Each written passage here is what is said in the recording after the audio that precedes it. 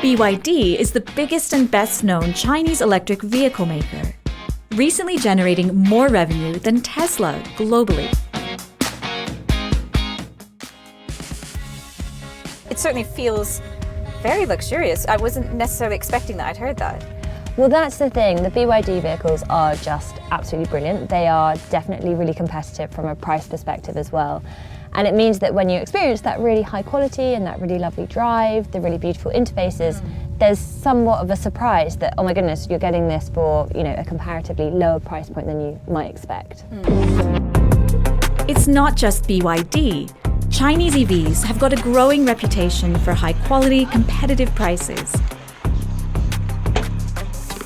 This car is packed with features, a lot of safety features, technology features, as you'd probably expect from a Chinese car manufacturer.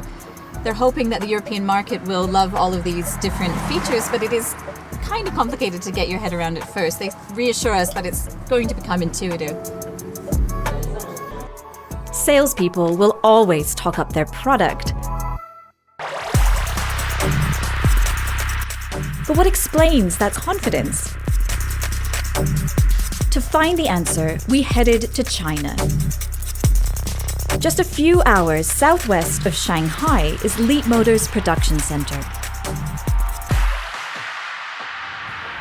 These are the finished batteries going into the car.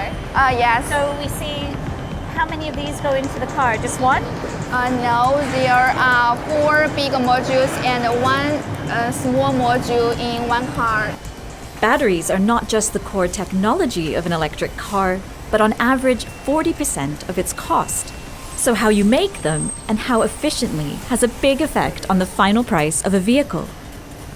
So it's not just what they make, but what it costs that makes Chinese EV makers like Stellantis' partner Leapmotor so confident.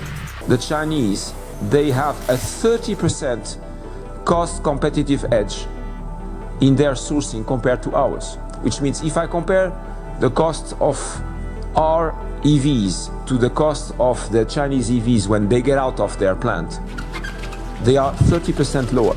It all adds up to an existential challenge for car makers across Europe. Workers at VW, the EU's largest manufacturer, have also been striking. But some industry observers say it's time to face up to brutal reality.